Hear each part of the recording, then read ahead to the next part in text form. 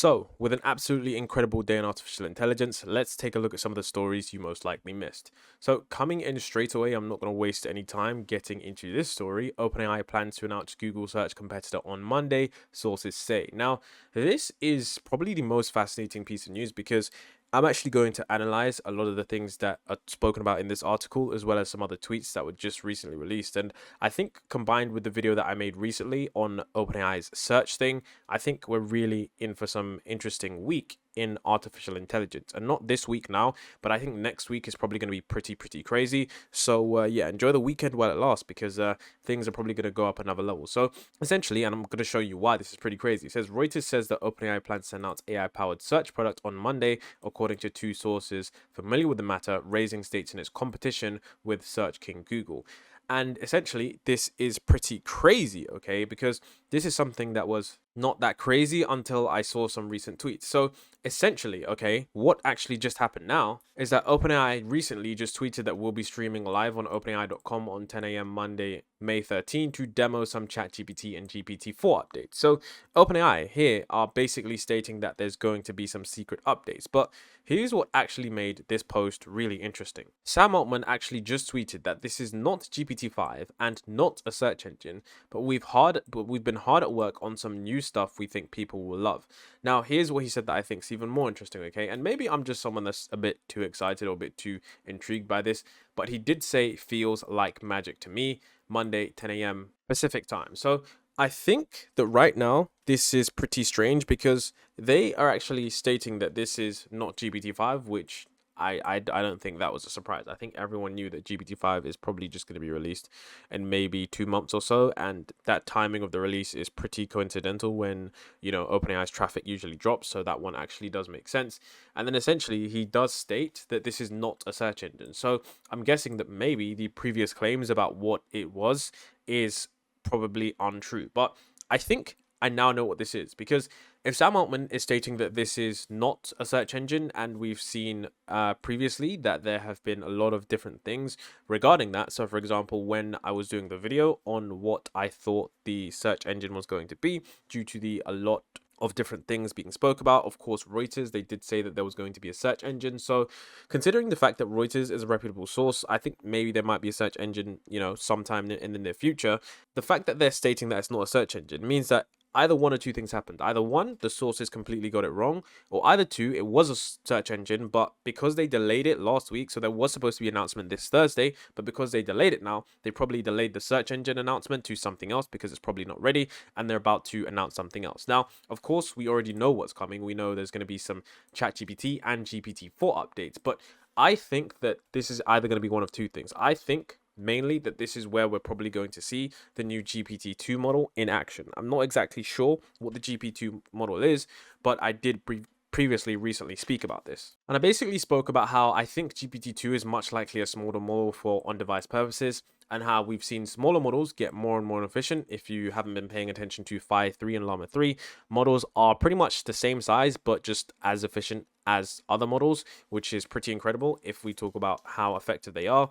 And also, OpenAI are developing a new product, like a new LLM that could run on personal computers and other devices. And this is something that was reported on with the information. So I wouldn't be surprised if they maybe announce some kind of LLM, but I really just think that if they're going to, demo something that feels like magic, I think there is the potential for it to be agents. The only reason I don't think that this, thing isn't going to be agents is because they actually spoke about how agents is probably going to be coming with the release of GPT-5. So I think it's going to be interesting because what they says is that it feels like magic. We don't know what it is, but clearly, what this does show us, and something that I've been telling you guys before, is that OpenAI is coming for the full stack, and the full stack means that they are coming for voice, they are coming for video, they are coming for text, they are coming for agents, and they're coming for personalization. So anything you can think of in terms of AI that is a product, coding, whatever, they're pretty much coming for it. It's not just like a chat GPT. OpenAI has audio, video, images,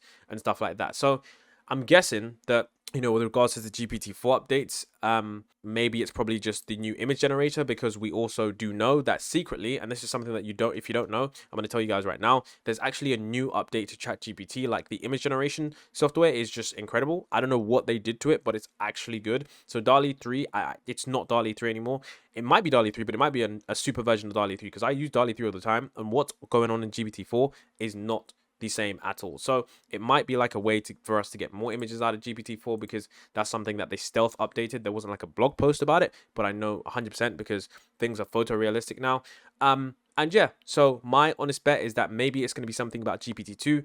There's of course going to be updates about GPT-4 that could include, things like the new enhanced DALL-E 3, or potentially it could be agents, because that is something that OpenAI did talk about. But I'm thinking that, another thing I do want to state is that the timing is very, very important, because, like I said before, if you don't know, it's a big week for AI. And the reason it's a big week for AI is because not only are OpenAI doing something on the Monday, which is pretty crazy, okay?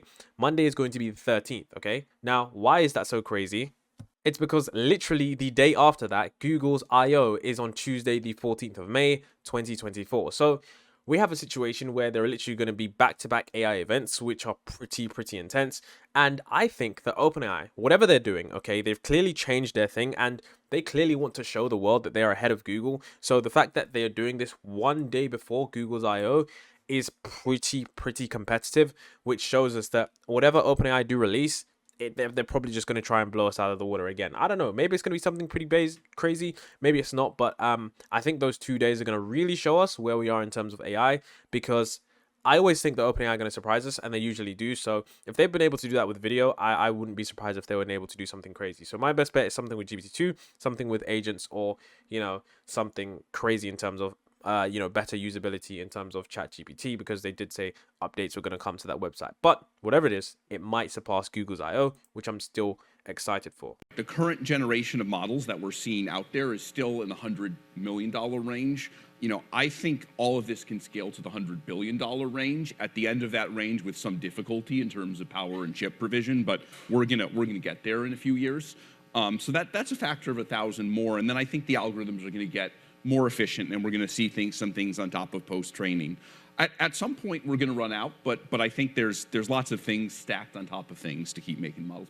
So that was Dario Amodei, the CEO of Anthropic, actually talking about how models are going to get a lot more expensive, and there's going to be a lot more investment. And of course, he spoke about how the $100 million range, which is pretty insane when you think about any kind of traditional piece of computer technology that you're kind of building. I mean, just when you actually think about the sheer amount of numbers in terms of financial backing that is required to run these systems, it's actually pretty crazy. And I think this is why a lot of people are starting to realize that in the future, it's only going to be a handful of companies, maybe even 3 or 2, that can really afford this. And unless you've got billions of dollars, like Apple does, and some of these top companies, and you make billions of dollars a year to afford the compute, you really can't compete at the level that these guys are playing at. So I think that, this is why a lot of people are stating that, in the future, the big companies are only going to absorb the smaller ones, and they're only going to extend their lead. Because you got to think about it like this, okay? If we have, we look at the FANG, or we look at the NASDAQ, and we look at, the top 10 tech companies, whatever, these guys have billions of dollars, okay? They're not in debt. They can afford to spend a few $100 million, training the next generation of AI models or generative, systems, whichever ones are going to be the most profitable or most impactful. And I think when these guys are training models that are like, $400 million, and we start to get to the billions of dollars of models, and things start to get really crazy, I think the other companies just won't be able to catch up at all, and their lead is just going to be surpassed, because with every model that is released after that, it's just going to get better and better, and the lead just carries on increasing. So I mean, it's pretty incredible, because there was also a recent Reddit post, and it says AI Godmother, Stanford's NLP lab only has 64 GPUs.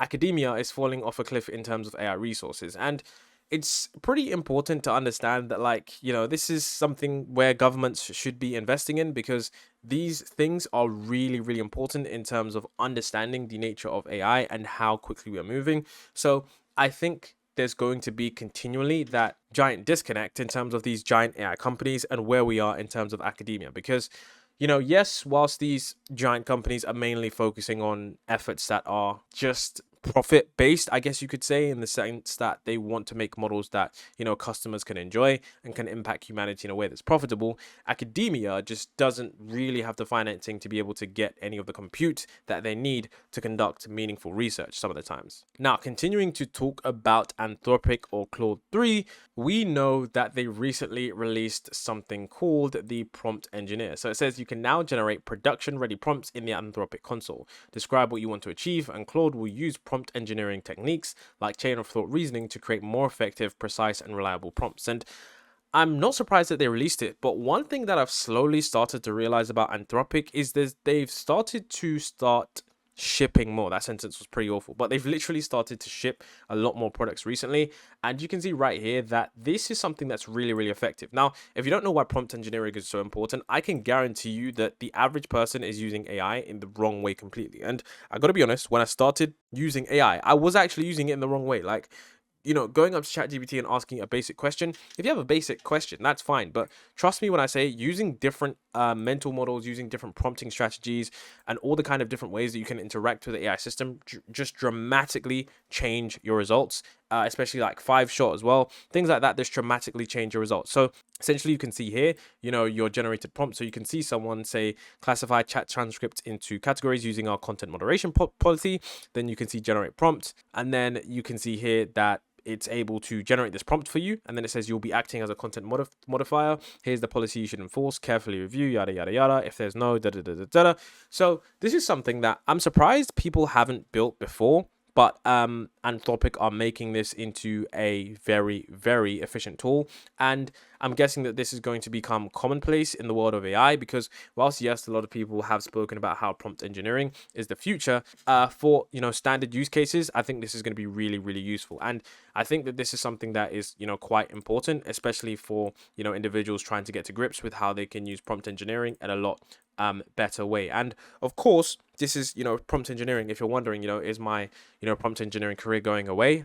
I think this is maybe why Anthropic was hiring for prompt engineering, because I remember a while back, I was actually looking at AI careers, for some people. And on Anthropic's thing, they were actually, hiring, I think it was around 225 to 300K a year for a AI prompt engineer. So maybe they were using that to build the system, and maybe they're going to continue to use that person to make this system even better. But I still think a prompt engineer is needed because, if you're working within an organization, you're still going to need to develop custom prompts to your entire organization and have the best prompts in order to get the most out of the future AI systems. But I'm wondering, one thing I'm wondering is if this will change, because as models get better in terms of their reasoning abilities, as OpenAI manages to make breakthroughs, I'm wondering if those prompting techniques will still be as effective. So that's of course going to be something that it might change as the future evolves. Then we actually had big news here, like this is actual big news. And you can see here's an early preview of Ellevenlabs music. All of the songs in this thread were generated from a single text prompt with no edits. Title is started to sing, pop, poppy rock, top country, top chart song. And this is pretty crazy because what we have here is Ellevenlabs doing music. And someone did recently state that, oh, there's going to be a new AI music tool that completely blows everything out of the water. I mean, I got to say, this is rather impressive. And I know that Ellevenlabs has a lot more users than Suno AI and Udio. So I'm wondering if this is going to bring it to the mainstream, because recently there was actually a AI song that recently did just go viral. And I'm wondering how this is going to impact the music industry, because I don't have too much impact in the music industry in terms of like knowledge and stuff like that.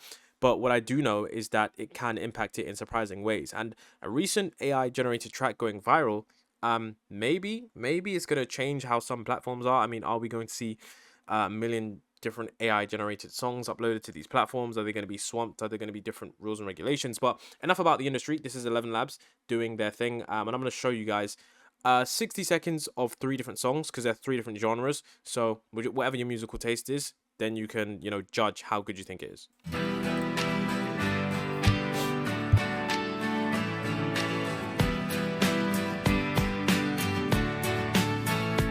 We were having fun, programming young, dreaming that one day we'd make it work.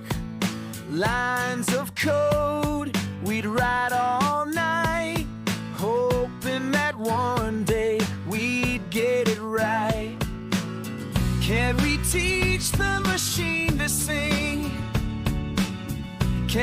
teach the machine to dream, and then ooh, it started to sing. No, this can't be real. It's just a machine, but the melody, ooh, it's all too real. And those words, they make me feel.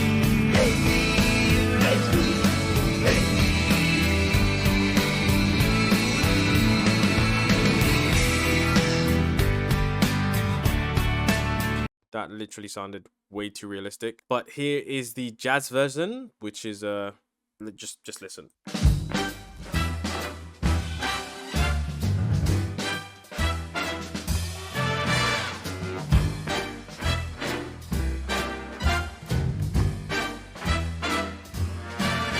We were having fun, programming young, dreaming of one day becoming someone.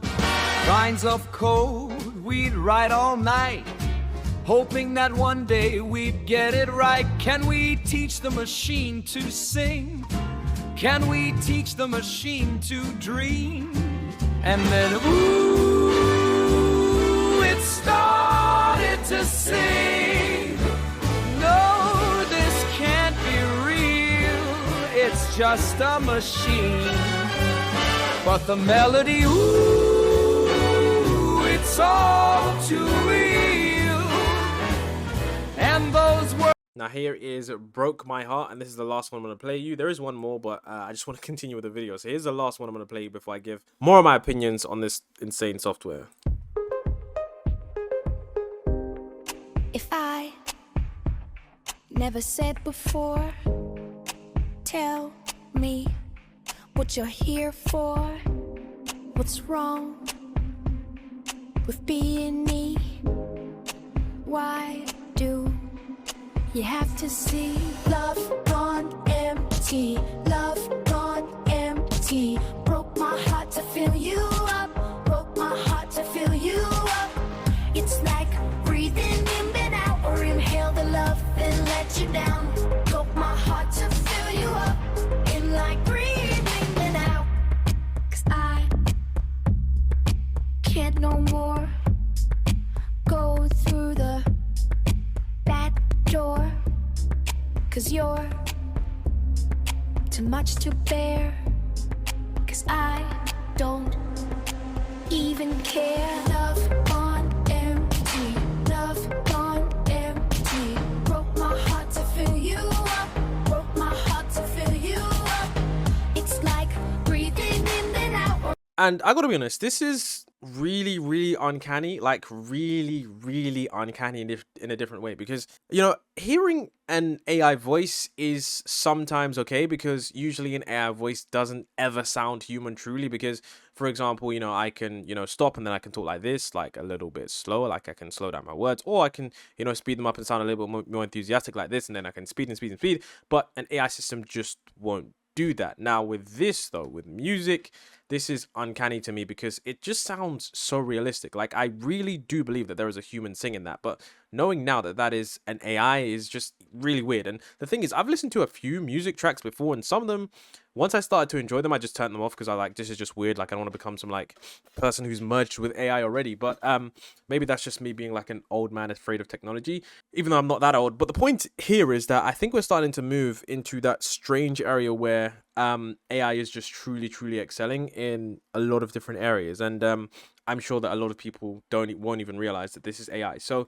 I'll probably be making a full video on this because this is just truly incredible, like genuinely like mind-blowing stuff. But as someone who uses Ellevenlabs pretty frequently, I'm wondering how good this will be, considering the fact that, you know, some of their voice stuff, it's great, but sometimes it can glitch out. So I'm wondering how the music will work on that, because you know, people already using Ellevenlabs quite a lot. So we now have 3 main music competitors. We've got Udio, we've got Suno AI, we've got Ellevenlabs music. So with that being said, that's just something that's pretty interesting. Now here's something I really do want to talk about, because I spoke about this before a while back and I kind of knew that this was going to get done, but I think people might be freaking out a little bit in the wrong way, and I'm going to explain why. So it says another reason why open models are important, leaked OpenAI pitch for media companies. So it says, additionally, members of the program receive priority placement and richer brand expression in chat conversations, and their content benefits from more prominent link treatments. Finally, through PPP, OpenAI also offers licensed financial terms to publishers. So some people are basically stating here that this might be bad because what they're going to be doing now is, I guess you could say, is like when we had search engines and now it's just, how Google search is pretty much unusable due to ads. We're now moving to an area where that is going to be the same. So with this, basically, if you don't know, what we currently have is a system where, you talk to ChatGPT, you ask it a question. It doesn't really have a priority on the type of articles it chooses. It doesn't, favor one or another. It doesn't really favor one piece of information from any piece of source. But right now, I think what's going on is OpenAI and some other companies have realized that there's actually an opportunity there, because priority placement and richer brand expression are things that you can do. For example, let's say I ask an AI, how do I fix my car? Or let's say I say, how do I get a better night's sleep? It might suggest certain brands, because what I've realized is that when you talk to ChatGPT and you ask it certain things, sometimes it'll suggest certain brands, and those brands, like being, placed in a generative AI system, is a huge deal for a company. You're going to get a lot of customers from that, okay? Because a lot of people are going to be switching over to these systems in the future, and if your brand is there where they're going to be, suggesting your content more, they're going to be favoring your content more, and your content benefits from more prominent link treatments, meaning that, if they ask you about, the weather or something, it's going to link to your website. They ask you about, information on a particular topic, and then it says, oh, you can visit this website here. That is going to be a really interesting thing. So I'm wondering if that is going to change the dynamic of how we interact with these AI systems. Because some people are saying that it's the enshittification of generative AI, because maybe this might actually be a way for, I guess you could say, open source models to make money as well, because we know that open source struggles to make money. But if you have something where, you can work out a few deals with a few brands to get your, links and your prominent placements within the chat system, that could be a viable method. So I think it's going to be interesting to see how this works in the future, but I don't think this is something that's not going to happen at all, because at the end of the day, like I said before, these companies, they're here to make money. So how can they make more money? Striking more deals, making the platform. But I hopefully it's something that's so subtle that we honestly don't notice.